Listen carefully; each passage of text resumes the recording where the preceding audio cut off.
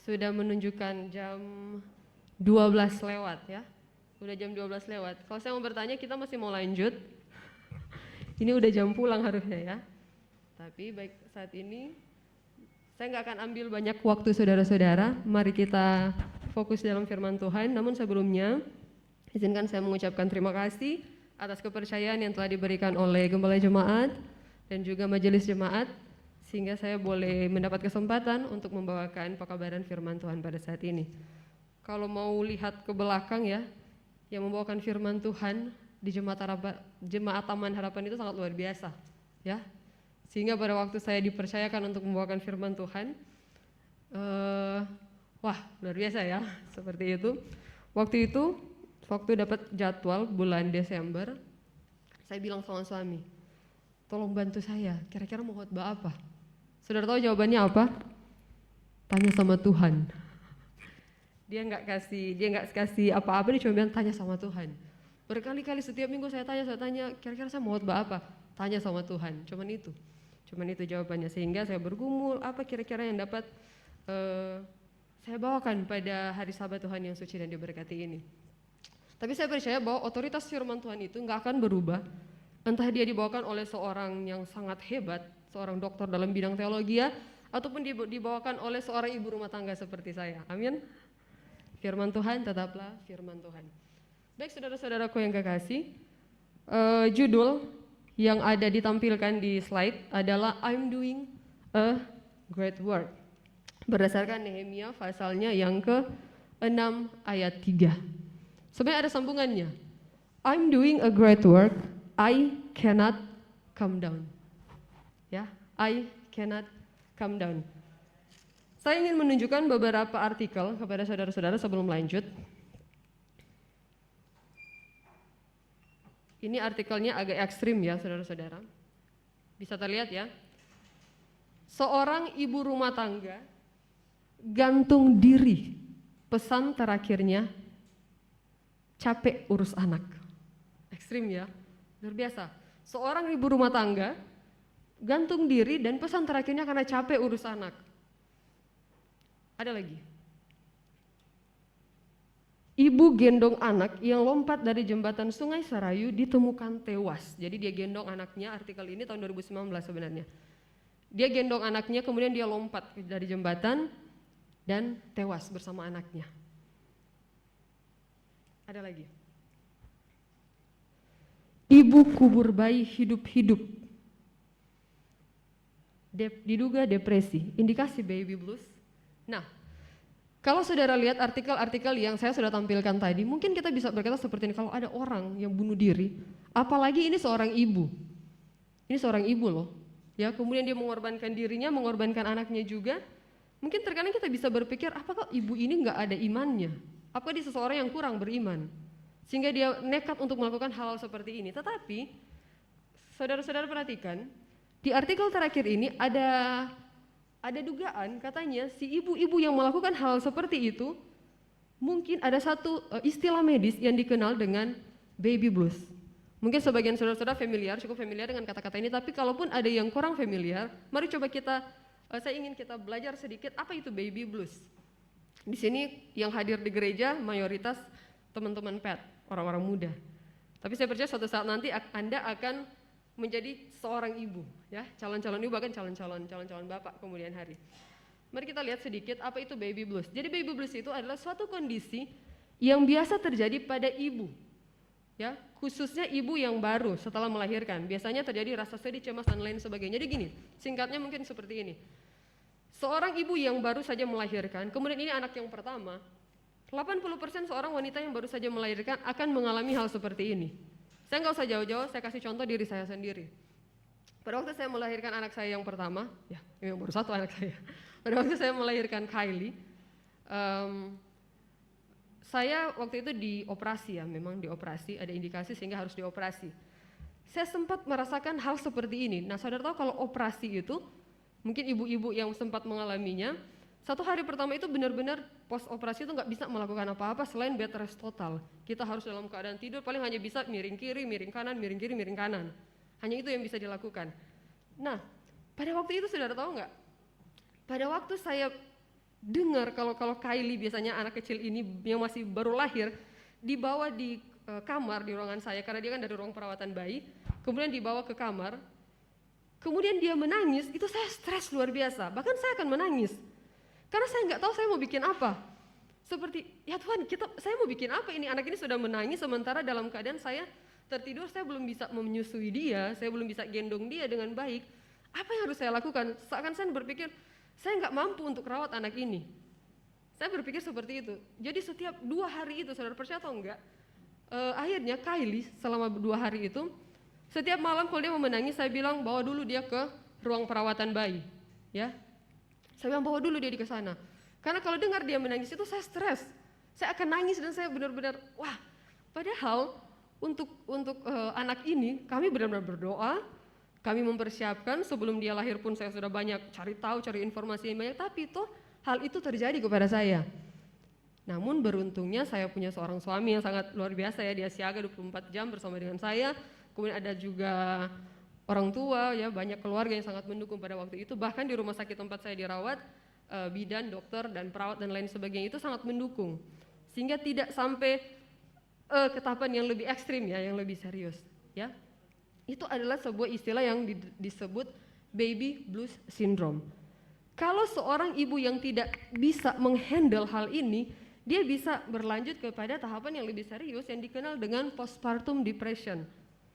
Saudara-saudara bisa lihat yang ada di situ. Jadi kalau ada di sini ibu-ibu baru, kalau kita lihat, kemudian ada dia punya tanda dan gejala seperti ini, mulai terus sedih, ada baby tapi kok kayaknya nggak happy terlihat wajahnya, kemudian cepat emosi seperti itu, dan bisa berlanjut kepada bunuh diri. Itulah yang dialami oleh artikel-artikel yang tadi ya. Oke. Awalnya saya berpikir bahwa hal tersebut hanya terjadi di Indonesia, mungkin karena Indonesia keterbatasan informasi, kurangnya pengetahuan dan lain sebagainya, tapi ternyata enggak. Waktu saya buka ini salah satu artikel, ini di websitenya CDC ya, Central of Disease Control, saudara lihat yang saya bold biru di situ. Ternyata kalau saudara perhatikan, depresi itu adalah penyakit yang umum dan serius. Bahkan 1 dari 10 wanita di Amerika Serikat mengalami hal demikian. Negara sekelas Amerika Serikat mengalami hal itu. Padahal kalau kita pikir negara Amerika itu sangat apa? Sangat canggih, ya, sangat luar biasa negara di sana. Tapi itu ternyata stres itu bahkan ada di sana.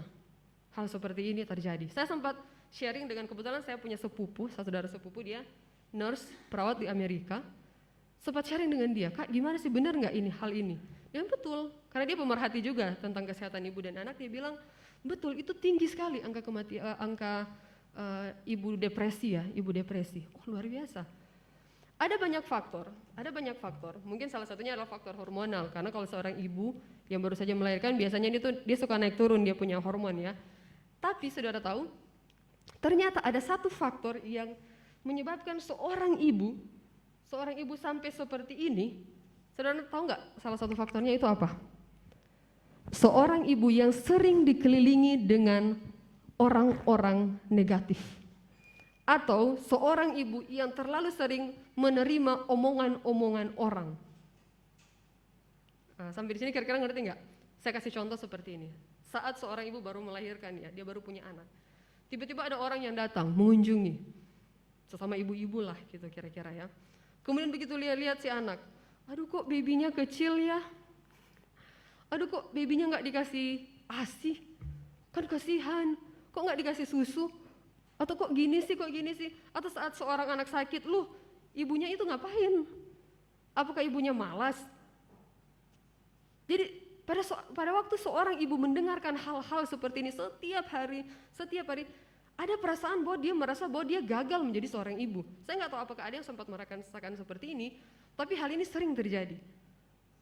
Sehingga membuat bahwa ibu ini merasa benar-benar down, bersyukur saat dia punya mental yang kuat, dia punya sosok dukungan yang sangat luar biasa, tapi kalau tidak, ada banyak ibu-ibu yang merasa gagal sehingga hal-hal seperti tadi terjadi.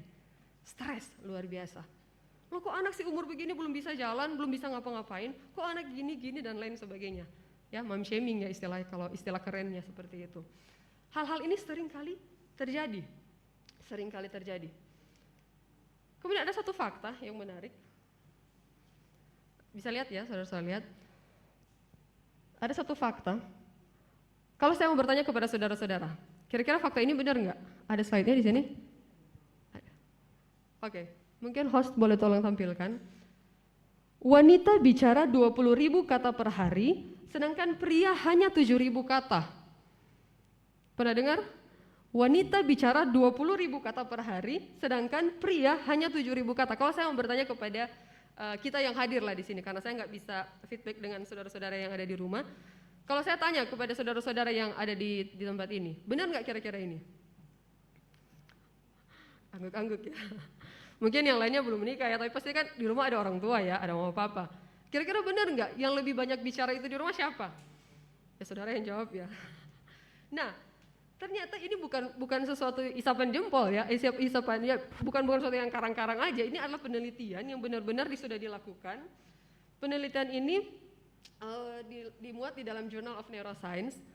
Di dalam otak di dalam otak kita manusia itu ada satu protein yang namanya protein FOXP2, ada di situ ya. FOXP2 atau forehead box protein. Itu ada di dalam otak kita. Dan protein ini singkatnya itu mengatur bahasa.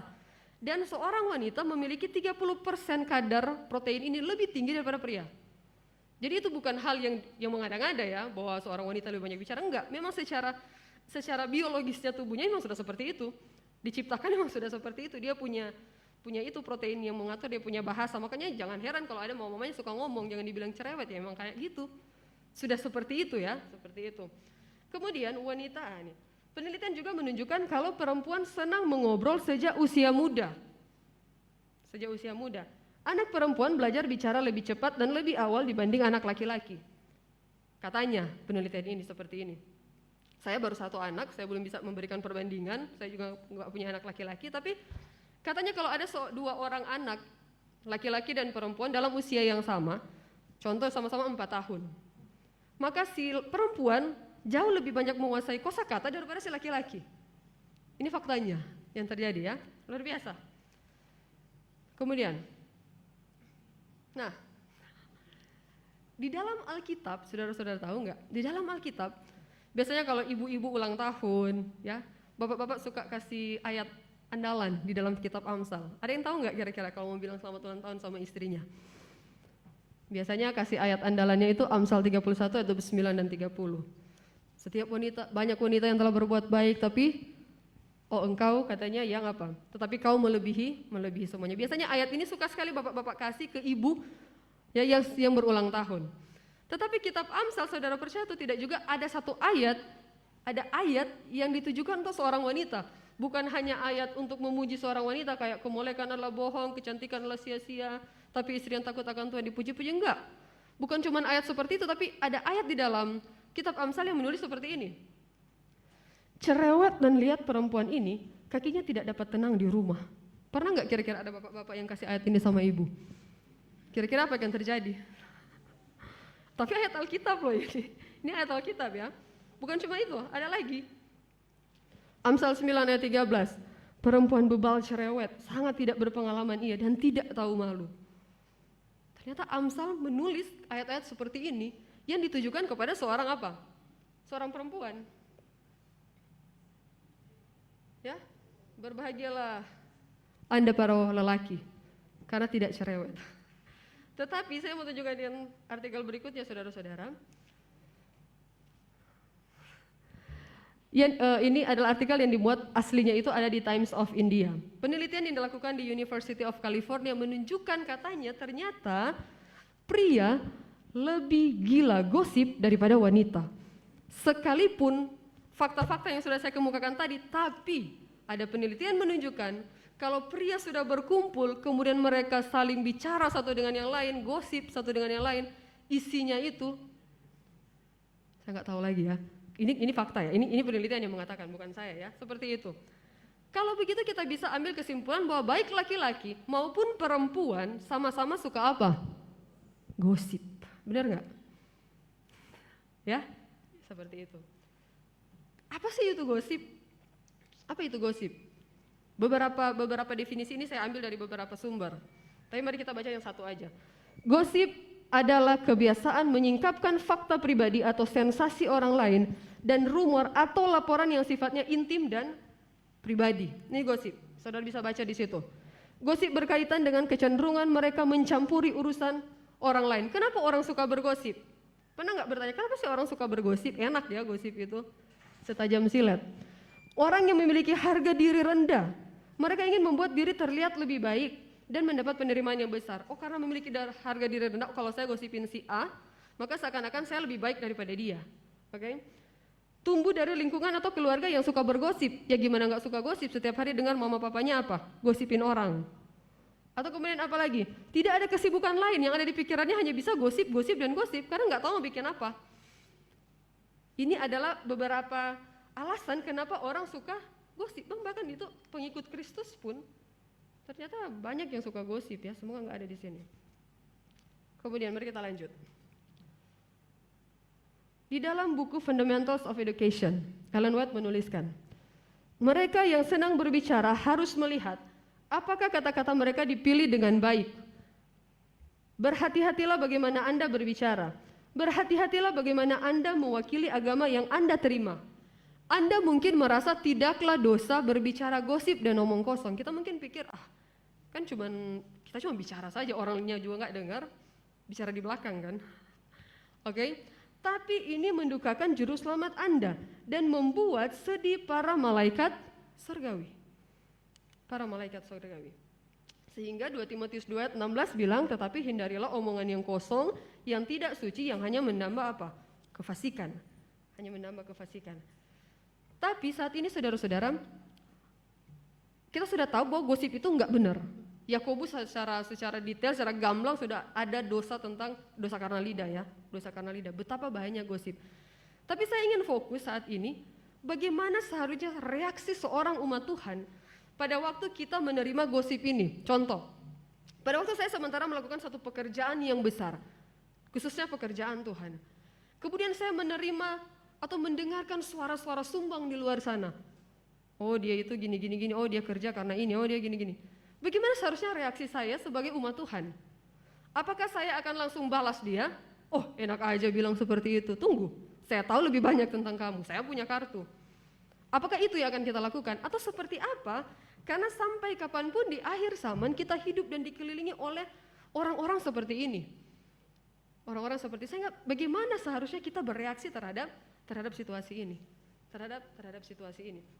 Saat ini mari kita belajar sedikit tentang Nehemia untuk beberapa terakhir. Nehemia, Tuhan penghiburku. Tuhan penghiburku. Waktu saya mau punya anak, saya pikir anak laki-laki, saya sudah sediakan nama ini, Nehemia, tapi lahirnya perempuan. Nehemia atau Consolation of the Lord, penghiburan dari Tuhan. Penghiburan dari Tuhan.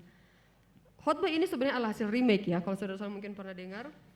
7 tahun yang lalu saya dengarkan pertama kali khotbah ini dibawakan oleh salah seorang evangelis yang cukup terkenal. Waktu itu saya mengikuti pelatihan. Dan ini merupakan khotbah yang pada waktu saya dengarkan itu merupakan titik balik kehidupan kerohanian saya secara pribadi. Waktu mendengarkan ini saya merasa sangat diberkati.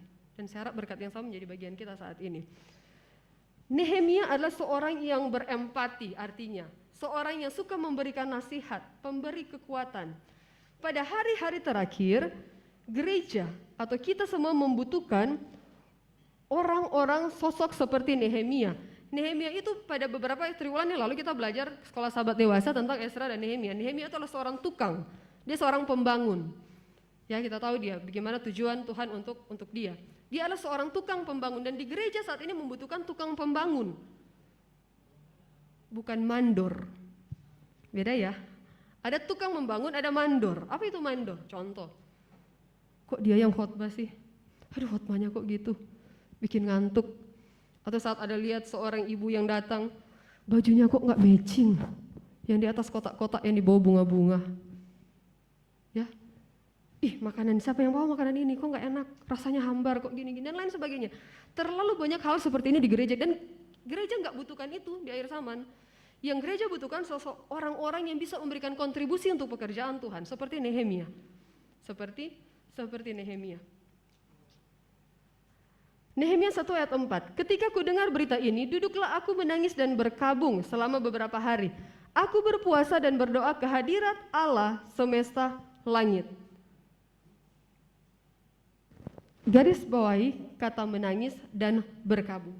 Di dalam kitab Wahyu, saya nggak taruh ayatnya, tapi dalam kitab Wahyu berkata bahwa orang-orang yang akan diselamatkan adalah mereka yang memiliki tanda meterai Allah yang hidup, benar? Kitab Wahyu berkata seperti itu, bahwa orang-orang yang akan diselamatkan adalah mereka yang memiliki tanda dari meterai Allah yang hidup, atau meterai Allah yang hidup. Itu kitab Wahyu katakan. Kemudian nubuatan Yehezkiel pasal 9 ayat 4, saudara-saudara bisa buka di rumah ya, saya nggak sempat taruh. Yehezkiel pasal 9 ayat 4 berkata, menceritakan tentang pada waktu itu Tuhan menyuruh malaikatnya untuk memberikan tanda, benar ya? Yehezkiel 9 ayat 4. Memberikan tanda kepada siapa? Saudara-saudara yang buka Alkitab boleh. Tuhan bilang berikan tanda, siapa yang mau dikasih tanda? Yehezkiel 9 ayat 4. Orang yang berkeluh kesah. Orang yang berkeluh kesah. Kalau di dalam versi bahasa Inggrisnya, dia bilang yang sigh and cry. Seseorang yang berkabung dan dia yang menangis, yang berkeluh kesah. Kasih tanda sama mereka. Kalau saya mau bikin dalam bahasa yang sederhana mungkin seperti ini. Siapa seseorang yang akan diselamatkan? Siapa mereka yang akan diselamatkan? Oh, mereka yang menerima meterai Allah yang hidup. Kalau begitu, siapa mereka yang akan menerima meterai Allah yang hidup? Atau siapa mereka yang akan diberi tanda? Mereka yang berkeluh kesah. Berkeluh kesah karena apa? Berkeluh kesah karena apa? Mari kita lihat. Nehemia 1 ayat 3, kata mereka kepadaku, orang-orang yang masih tinggal di daerah sana, yang terhindar dari penawanan, ada dalam kesukaran besar dan dalam keadaan tercela. Tembok Yerusalem telah terbongkar dan pintu-pintu gerbangnya telah terbakar. Ternyata hal ini yang membuat sosok Nehemia berkeluh kesah. Sosok Nehemia menangis, sosok Nehemia berkabung. Dia menangisi akan peristiwa-peristiwa yang terjadi kepada saudara-saudaranya. Sesuatu yang terjadi di sekitarnya. Dia menangisi keadaan yang terjadi di sekitarnya. Ini yang membuat Nehemia berkabung. Dan di akhir zaman, Tuhan bilang mereka yang akan menerima tanda hanyalah mereka yang memiliki keluh kesah terhadap orang lain. Pernahkah kita menangisi orang lain? Kalau saya bertanya, pernahkah kita menangisi orang lain? Kapan terakhir kalinya saudara maupun saya pribadi berdoa benar-benar untuk orang lain? Bukan keluarga, bukan anak, bukan suami, bukan orang tua, tapi untuk orang lain. Kapan kita pernah menangis untuk pergumulan orang lain? Oke, mari kita lanjut. Kalau saudara-saudara lihat di layar, ini adalah, saudara tahu ya, pelayanan kami 4 tahun itu di Papua, khususnya di wilayah Manokwari. 4 tahun mungkin bagi sebagian orang itu singkat sekali, sangat singkat. Tapi kalau saudara-saudara yang mungkin sempat kuliah, kalau kuliah itu minimal biasanya 4 tahun ya. Apakah kira-kira 4 tahun itu berkesan atau enggak? Saya menikah dengan suami, saya bertemu dengan suami saya sementara kuliah. Berarti itu cukup berkesan. Ya 4 tahun itu. Nah 4 tahun itu cukup berkesan bagi kami, sangat berkesan. Dan foto yang saya tampilkan ini adalah foto dari salah seorang ketua jemaat kami. Ya, salah seorang ketua jemaat dan itu anak-anaknya. Saudara-saudara, selama 4 tahun, kalau saudara lihat di foto ini atau yang ditampilkan, sepertinya sangat sederhana kehidupan mereka, betul ya? Dibandingkan dengan kehidupan kita yang kita lihat di sekitar kita ya, di Jakarta ini. Oke? Mereka ini tinggal di pesisir pantai. Nah, kehidupan mereka sangat sederhana, tapi ini yang saya mau katakan. Selama 4 tahun saya berada di sana dan suami melayani di sana, kami belum pernah temukan ada satu anggota di antara mereka di sana yang menderita kelaparan. Sekali lagi, selama 4 tahun di sana, walaupun kita lihat mereka sangat sederhana, tidak pernah kami temukan mereka kelaparan. Kenapa? Karena kalau saudara perhatikan di belakang rumah mereka itu banyak sekali tanaman-tanaman. Mereka mau makan tinggal petik. Ada daun singkong, daun kasbi ya kalau orang Papua bilang. Mereka tinggal petik daun pepaya, ambil pisang, rebus, makan. Mereka tinggal ambil, kalau mau makan ikan, bapaknya tinggal langsung pergi memancing, karena cuma dekat pantai, bawa pulang ikan-ikan merah, yang mahal sekali harganya kalau dijual. Atau kalau mau lebih jauh lagi dapat ikan ekor kuning yang besar-besar, kayak sejenis ikan cekalang. Ya, itu disebut ikan ekor kuning kalau di sana. Jadi benar-benar kehidupan mereka itu kami nggak pernah lihat mereka itu kelaparan atau lapar atau karena menderita kelaparan. Tapi saya harus katakan, baru 1 tahun kami tinggal di sini, di Jakarta khususnya. Saya dan suami pernah menghadiri satu acara pemakaman, saudara tahu, saya harus katakan, seorang ibu yang meninggal karena nggak makan. Waktu saya coba sharing sama orang terdekatnya, saudara tahu mereka bilang apa? Ibu ini sakit gula, menderita gula. Tetapi pada waktu dia dapat makanan, berhari-hari itu dia kasih sama anaknya. Dan dia nggak makan. Seorang ibu yang sakit gula mati karena kekurangan gula. Dan itu terjadi di sekitar kita. Saya bilang, wah ini luar biasa ya. Bukan cuma itu. Pada satu kali waktu pertama kami melayani di sana, saya pernah belanja di pasar. Saya mau bayar, waktu itu kan karena nggak cukup uang, saya mau bayar, ada uang recehan di tangan saya, Rp1.000, tapi koin. Ini di pasar ya, di pasar. Biasanya disebut pasar mama-mama Papua. Waktu saya kasih ini uang hanya untuk melengkapi saja, karena contoh harganya 3.000, saya cobanya 2.000 kan. Oh kasih ini 1.000. Saudara tahu mereka bilang apa sama saya? Dia langsung panggil saya, jadi mama Papua. Anak, sini. Kau pikir ini uang kah? Mereka kasih pulang di saya. Ini, ambil. Kalau dia punya bahasa Indonesia mungkin, kamu pikir ini uang? Koin pecahan Rp1.000. Mereka bilang, kau pikir ini uang kah? Mereka tidak mau terima itu, saudara. Makanya selama di sana itu kami punya uang receh, uang koin itu lumayan banyak. Karena nggak bisa dipakai di sana. Biasanya itu cuma kalau dikasih pulang di kembalian di minimarket ya, supermarket, mereka suka kasih. Makanya kami kumpul-kumpul, nanti belanja pakai di supermarket itu. Karena di pasar nggak mau terima mereka. Tetapi datang di Jakarta 200 perak, saudara. Kalau kami jalan begitu kan, kemudian ada Pak Oga ya di jalan yang suka, ayo masuk begitu. Kita kasih receh 200, mereka terima. Syukur, kayak benar-benar rasanya mau cium tangan kita. 200 perak.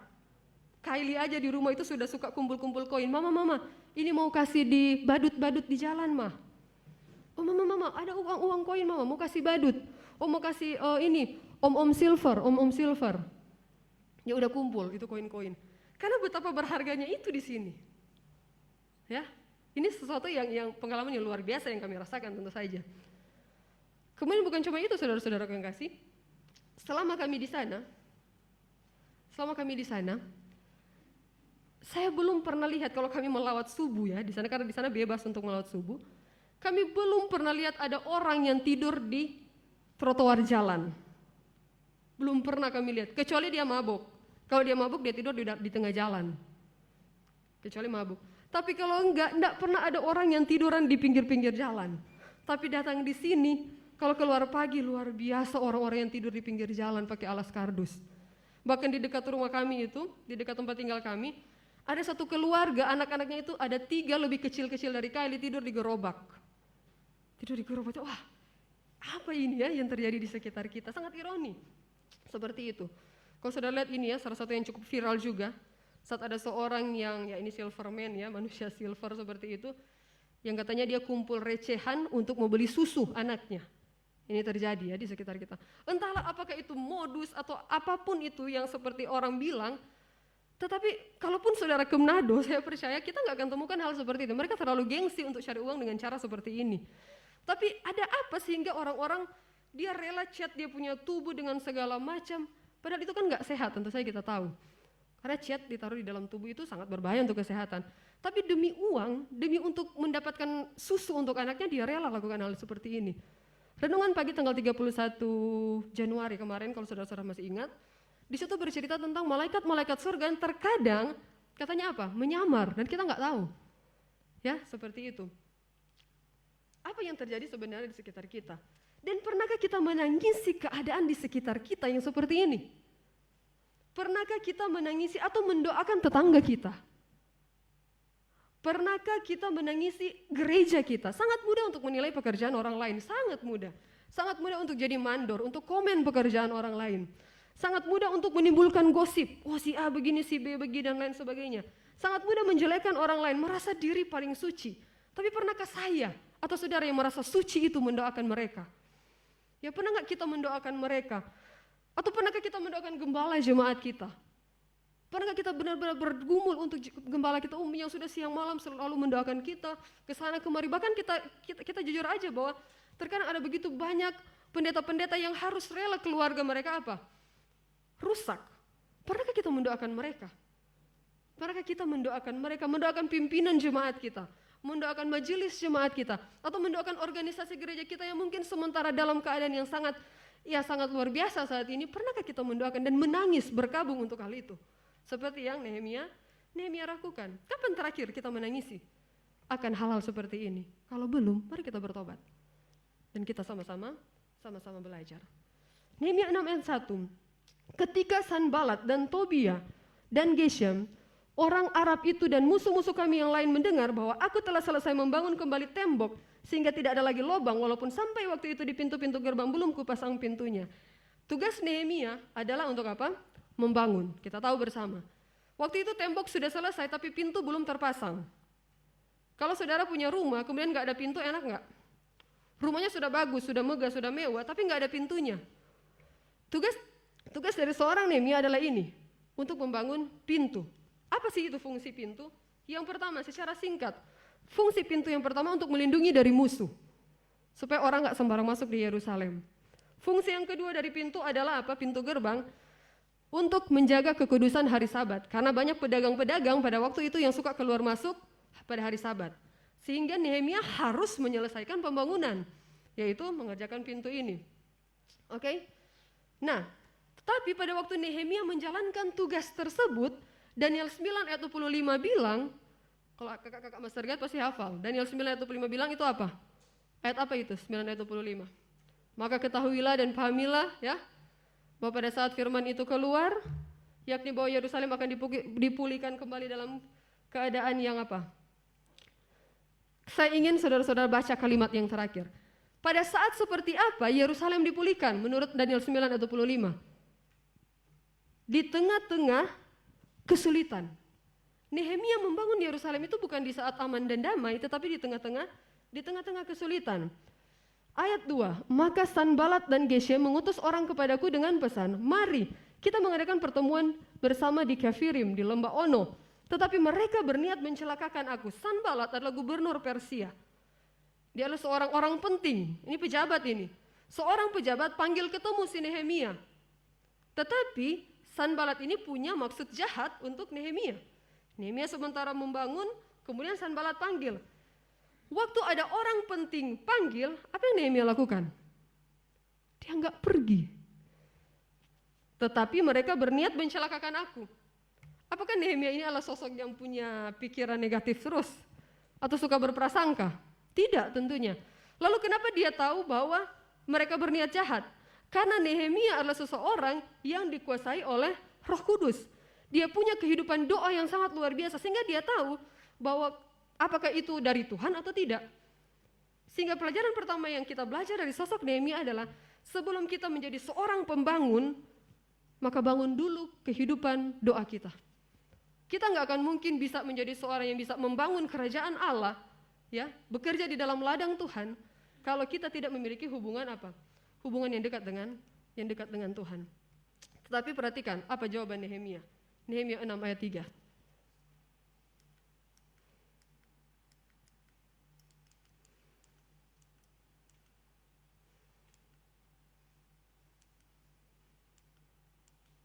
Oke. Lalu aku mengirim utusan kepada mereka dengan balasan. Aku tengah melakukan suatu pekerjaan yang besar. Aku tidak bisa datang. I'm doing a great work. I cannot come down. Itu jawaban Nehemia. Seorang pejabat panggil, saudara bayangkan, dia cuma suruh apa? Utusan yang pergi. Kasih tahu di dia, saya sementara bekerja. Saya ada pekerjaan besar, saya nggak bisa ikut. Saya tidak bisa datang. Kemudian, tidak peduli siapa Anda. Mungkin itu yang ada di pikiran Nehemia, engkau mau pejabat kayak mau apa? Tidak peduli siapa Anda, saya tidak akan terpengaruh untuk meninggalkan pekerjaan ini. Bukan karena Nehemia sosok yang tidak sopan, tidak, saya percaya tidak. Tetapi karena dia tahu apa yang Tuhan mau dia lakukan. Dia tidak mau terlibat sekedar bicara omong kosong. Saya tahu ini orang ini mau panggil saya hanya untuk supaya saya gagal dalam pekerjaan Tuhan. Jadi ngapain saya melayani dia? Lebih baik saya tetap di pekerjaan saya untuk bekerja bagi Tuhan. Berapa banyak di antara kita yang pada waktu kita sementara sibuk, kita sementara mengerjakan pekerjaan besar, tapi mudah sekali teralihkan oleh koneksi semacam ini. Apalagi kalau pejabat yang panggil. Ya nggak apa-apa lah, pergi aja ya. Seperti itu. Tapi Nehemia tidak. Nehemia 6 ayat 4 bilang, sampai 4 kali mereka mengirim pesan demikian. Bayangkan 4 kali dipanggil. Kalau mungkin jadi saya pribadi, aduh nggak enaknya 4 kali pejabat yang panggil. Iya sajalah. Oh tapi Nehemia tidak. Jangan salah, sekali saya bilang tidak, tidak. Itu Nehemia. Kemudian, Nehemia 6 ayat 5 sampai 7. Mereka nggak puas, sudah 4 kali kan mereka panggil. Ini mereka menimbulkan rumor. Dalam surat itu tertulis, jadi mereka kasih surat sama Nehemia, mereka bilang begini, ada desas-desus di antara bangsa-bangsa, jadi singkatnya, ada rumor katanya, Nehemia, kamu mau kerja hanya untuk mau jadi apa? Raja. Oh kamu mau kerja itu mau cari jabatan Nehemia. Ini rumornya seperti itu, gosipnya seperti itu Nehemia.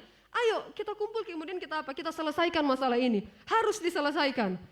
Masa mereka mau gosip seperti itu? Kalau kira-kira saudara-saudara yang berada di posisi Nehemia, sementara Anda bekerja untuk Tuhan, kemudian ada orang yang menggosipi Anda. Ya.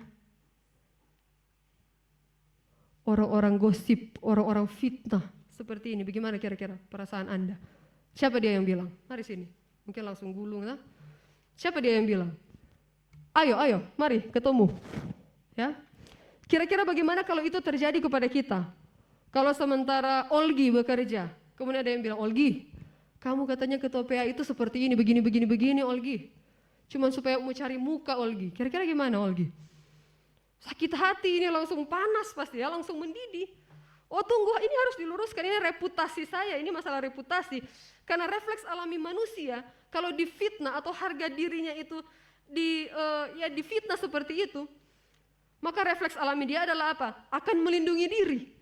Dia akan berpikir, oh enak aja kamu bilang seperti reputasi itu penting. Akhirnya kita mulai sibuk untuk pergi ke sana kemari, mau kasih tahu bahwa saya tidak seperti itu, dan pekerjaan Tuhan apa? Terbengkalai. Reputasi itu penting sekali bagi seorang apa? Bagi manusia. Karena kita mungkin sudah terkonsep dengan ini ya, teori Maslow. Teori Maslow itu dia katanya yang paling akhir itu aktualisasi diri, harga diri, itu kebutuhan hidup manusia. Kalau dia ada di puncak ini kebutuhan saya. Kalau saya sudah berada di reputasi ini, kemudian ada orang yang mau sedikit, langsung apa? Langsung mendidih. Karena konsep manusia seperti ini, harga diri itu tinggi. Jadi kalau sampai ada orang yang berani gosip tentang saya harus selesaikan dia. Ya, siapa kamu, enak aja. Baru juga tamat ini, saya sudah profesor, saya sudah S3. Kamu yang baru tamatan ini, baru fresh graduate, mau sok-sok apa? Mau sok-sok tegur saya. Ini harga diri seseorang, saudara. Ini harga diri ini ya, bicara harga diri. Harus diluruskan seperti ini, kita mulai apa? Sibuk untuk memperbaiki citra diri kita dan melalaikan pekerjaan Tuhan. Tetapi Nehemia, saya di sini bukan untuk menjaga reputasi, tapi untuk apa? Pekerjaan Tuhan. Itu Nehemia, biarkan Tuhan yang menjaga nama baik kita. Terserah kalian mau ngomong apa tentang saya. Kalian mau bilang saya cari muka kah? Kalian mau bilang saya pamer kah dalam pelayanan? Terserah. Yang saya tahu, saya bekerja untuk Tuhan. Tapi bagaimana bisa kita berkata bahwa kita bekerja untuk Tuhan kalau kita sendiri nggak yakin kita punya hubungan pribadi yang kuat dengan Tuhan? Bagaimana mungkin saya dengan PD-nya akan bilang, kita akan jadi seperti Simpson. Kita tahu dia bilang, oh Tuhan pasti akan tolong saya seperti yang sudah-sudah. Padahal dia lupa Tuhan sudah meninggalkan dia. Kau terlalu percaya diri. Tetapi Nehemia berani berkata seperti ini karena dia yakin Tuhan siapa yang dia sembah. Dia percaya bahwa dia ada untuk pekerjaan Tuhan. Satu kutipan yang menarik yang saya ambil dari buku Khotbah di Atas Bukit. Walaupun fitnah dapat menurunkan reputasi, ia tidak dapat menodai tabiat. Orang bisa bilang Anda seperti ini, orang bisa bilang Anda seperti itu. Tapi itu tidak pernah akan merubah tabiat saya. Kalau saya satu dengan Tuhan, maka saya nggak akan pernah berubah. Apapun orang bilang, saya akan hidup bukan untuk menyenangkan hati orang, tetapi bagaimana nama saya di hadapan Tuhan. Itu adalah Nehemia.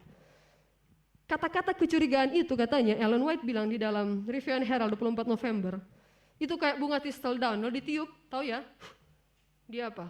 Menyebar, nggak akan bisa kembali lagi. Saat seseorang memfitnah, kata-kata itu sudah terlanjur tersebar. Mungkin orang itu sudah minta maaf, tetapi rasa sakit itu tetap ada. Dan ini luar biasa saudara, saya sengaja sisip kutipan ini. Perkataan yang tidak seperti Kristus meletakkan pada dasar 9 dari 10 kesulitan dia ada dalam gereja. Kalau ada 10 kesulitan dalam gereja, 10 katanya masalah dalam gereja, 9 diantaranya itu karena apa? Mulut. Benar nggak? Puji Tuhan di sini mungkin nggak ada. Ya saya harap nggak ada dengan pertolongan Tuhan. Tetapi kalaupun ada, mari kita bertobat. Bersyukur kalau ada jemaat yang rapat berjam-jam untuk membicarakan pekerjaan Tuhan, good, luar biasa. Tapi ada beberapa yang rapat hanya untuk menyelesaikan mulut. Kasih ketemu si A dan si B, coba selesaikan. Kamu bilang katanya dia begini, oh tidak benar dia yang bilang begini, akhirnya rusak pekerjaan Tuhan. Karena terlalu sibuk untuk apa? Bicara, dan bicara. Dan ini kutipan Ellen White yang bilang seperti itu. 9 dari 10 masalah di gereja karena mulut. Ya, kita berdoa semoga tidak ada di jemaat kita seperti itu. Tetapi Nehemia bilang, waktu Nehemia dengar itu dia bilang apa? Itu hanya isapan jempolmu belaka. Apa yang kalian bilang itu semua enggak benar itu. Ya, itu bukan buat Nehemia menjadi semakin ciut, menjadi kecewa, tetapi apa? Aku justru berusaha sekuat tenaga. Dalam pekerjaan Tuhan, jangan mudah tersinggung. Ya, dalam pekerjaan Tuhan kita belajar kasih kuat itu hati. Jangan mudah tersinggung. Karena saya kerja bukan untuk pendeta, saya kerja bukan untuk majelis jemaat, tapi saya kerja untuk siapa? Untuk Tuhan. Kalaupun ada orang yang komentari pekerjaan saya, enggak apa, terimalah itu dengan senang hati. Tetapi saya akan terus bekerja untuk Tuhan. Tetapi jadikan itu motivasi seperti Nehemia untuk apa? Berusaha sekuat tenaga. Berusaha sekuat tenaga. Ayat 10, ini dorang rubah strategi. Kalau tadi dorang cuma panggil ketemu biasa-biasa. Saat ini, ayo kita ketemu ke apa? Ke rumah Allah, ketemu di gereja supaya terlihat lebih suci. Nehemia, ayo kita ketemu di gereja. Mereka pikir, Nehemia pasti mau. Karena katanya apa? Nehemia, ada orang yang mau bunuh, jadi ayo kita harus ketemu di gereja. Mereka rubah itu strategi. Tetapi ayat 11 bilang seperti ini. Orang manakah seperti aku ini yang akan melarikan diri? Orang manakah seperti aku ini dapat memasuki bait suci dan tinggal hidup? Aku tidak akan pergi. Bahasa sederhananya, kalau memang saya harus mati, saya akan mati. Itu kata-kata Nehemia. Ya, saya tidak akan melakukan apapun yang akan menghalangi saya dalam melakukan pekerjaan Tuhan. Bahkan sekalipun saya harus mati karena itu. Bahkan Nehemia bisa berani untuk mengatakan seperti ini. Karena dia tahu, dia sementara berjalan sesuai kehendak Allah. Saudara-saudaraku, Nehemia mengingatkan kita kepada sosok Kristus. Nehemia mengingatkan kita kepada sosok Kristus. Saudara tahu, di dalam Lukas 19 ayat 41 sampai 44 bercerita tentang Yesus yang dieluk-elukan. Yesus mereka taruh di atas keledai, kemudian mereka menaikkan puji-pujian untuk Yesus, bangsa atau orang-orang di Yerusalem pada waktu itu. Tetapi pada waktu mereka melakukan hal itu, Yesus menangisi Yerusalem. Yesus menangis karena Yesus tahu, aduh bukan ini maksud saya datang ke dunia. Karena di pikiran orang-orang itu, Yesus akan datang untuk menjadi raja seperti ini. Tapi Yesus tahu bukan seperti ini. Saya akan datang, saya akan mati. Sanggupkah kalian terima kalau saya mati? Dan Yesus menangis. Yesus tahu kalian pasti nggak mau saya mati sebagai seorang penjahat. Tapi sekarang karena saya baru buat mujizat yang besar, kalian eluk-elukan saya. Sehingga Yesus menangisi Yerusalem. Karena Yesus tahu itu bukan kehendak Tuhan. Kemudian di dalam Matius 16 ayat 18 sampai 27 ada satu kisah di sana di mana kalau saudara-saudara baca ya cerita tersebut, Yesus pernah digoda untuk beralih dari pekerjaannya. Pekerjaannya adalah membangun jemaat. Saudara-saudara ingat ya, pada waktu itu Petrus, Yesus bilang saya harus mati. Apa yang Petrus bilang? Oh jangan Yesus, nggak boleh mati Yesus. Kemudian apa yang Yesus jawab kepada Petrus? Enyahlah engkau iblis. Engkau batu sandungan. Padahal mungkin Petrus punya pikiran, oh Yesus jangan mati, Yesus aduh kita sayang banget, mungkin seperti itu ya. Tapi Yesus bilang, enyala engkau iblis, itu bukan pikiran manusia, itu bukan pikiran Allah. Itu pikiran manusia, karena pikiran Allah saya harus mati. Sementara pikiran manusia Yesus tidak boleh mati. Dan Yesus pernah, seperti ini ya, pernah digoda untuk melalaikan akan pekerjaannya. Bahkan Matius 26, waktu itu orang-orang kasih kumpul saksi-saksi, ya di hadapan imam-imam kepala mereka suruh, Yesus ayo tunjukkan, benar nggak apa yang orang bilang ini? Seperti itu. Orang ini berkata, aku dapat merubuhkan bait Allah dan membangunnya kembali dalam 3 hari. Lalu imam besar itu berdiri dan berkata kepadanya, tidakkah engkau memberi jawab atas tuduhan-tuduhan saksi-saksi ini terhadap engkau? Tetapi Yesus hanya diam. Saat kita sejalan dengan kehendak Tuhan, kita tahu kapan harus bicara dan kapan harus diam. Tidak selamanya kita perlu bicara. Saat ada orang yang fitnah kita, tidak selamanya kita perlu apa? Bicara. Ada saatnya kita perlu diam. Tapi itu hanya akan terjadi kalau kita dekat dengan Tuhan. Bahkan saat sudah berada di atas kayu salib pun, Yesus masih menerima godaan untuk menghentikan pekerjaannya. Bayangkan Yesus di atas kayu salib, kemudian orang bilang apa? Yesus, ayolah turun, kamu yang bisa membangkitkan orang mati, kamu yang bisa buat mujizat, masa tidak bisa menyelamatkan dirimu sendiri? Ayo turun Yesus. Ya, ayo turun. Tapi masalahnya, cara Yesus membangun pekerjaannya itu adalah dengan bertahan di atas kayu salib. I'm doing a great work, I cannot come down. Itu kata-kata Tuhan. Kita perlu bangkit dan membangun pekerjaannya. Tapi ketika kita sementara membangun, akan ada banyak hal yang mencoba mengalihkan dan menghalangi perhatian kita. Satu-satunya hal yang dapat membuat kita terus membangun adalah bertahan dengan salib kita. Salib itu bisa saja kesalahpahaman. Salib itu bisa saja fitnahan orang, suami kita, istri kita, itu bisa saja menjadi salib kita. Tetapi bertahan dengan salibmu. Marilah kita melakukan dengan mata yang tertuju kepada Yesus, yang dengan mengabaikan kehinaan, tekun memikul salib, ganti sukacita yang disediakan bagi kita. Apa sukacita Yesus? Kamu telah dibeli dengan harganya, dan harganya telah lunas dibayar. Aku berkata kepadamu, demikian juga akan ada sukacita pada malaikat-malaikat Allah karena satu orang berdosa yang bertobat. Sukacita yang Yesus lihat di salib adalah saudara dan saya. Sukacita yang membuat Yesus bertahan di atas kayu salib adalah saudara dan saya. Sekalipun orang tidak menghargai apa yang saya buat. Mari coba kita pikirkan, kira-kira seperti ini yang Yesus sementara pikirkan di atas kayu salib. Sekalipun orang tidak menghargai apa yang saya buat, sekalipun kalian menghina saya, sekalipun kalian menghujat saya, sekalipun surga nampaknya meninggalkan saya, sekalipun murid-murid meninggalkan saya, sekalipun para pemimpin pemerintahan, pemimpin agama meninggalkan saya, bahkan sekalipun kalian lebih senang saya turun dari salib, saya tidak akan berpaling dari pekerjaan besar ini. Kalian lebih penting daripada apapun.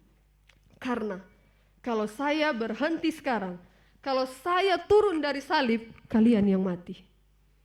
Saya dan saudara yang mati sekiranya Yesus turun dari salib. Sehingga Yesus bertahan di atas kayu salib supaya saudara dan saya menerima hidup yang kekal. Yesus bertahan sampai akhir sekalipun tidak dihargai dalam membangun kerajaan Allah. Kita perlu karakter seperti Kristus. Karakter seperti Nehemia yang bersedia dipermalukan, bersedia diejek, bersedia difitnah, bahkan bersedia diancam kematian sekalipun, asalkan pekerjaan Tuhan selesai. Kita butuh sosok seperti Nehemia. Saudaraku yang kekasih, sambil Ibu Pendeta Matindas akan menyanyikan lagu Sion nomor 66, lagu Sion edisi lama. Saya ingin kita semua sama-sama merenungkan akan kata-kata di dalam lagu Sion ini. Saya ingin sama-sama kita merenungkan kata-kata di dalam lagu Sion ini. Saya memilih lagu Sion edisi lama. Kata-kata ini adalah kata-kata Yesus. Biasanya kita mungkin nyanyikan hanya sekedar nyanyikan ya. Ku itu kita pikir kita. Tapi kata-kata sesungguhnya di dalam ayat, di dalam lagu ini. Host mungkin boleh tampilkan di slide.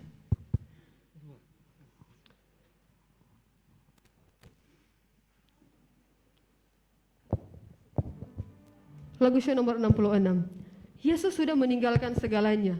Yesus sudah beri hidupnya. Apa yang sudah kita berikan untuk Tuhan? Ya, apa yang sudah kita berikan untuk Tuhan?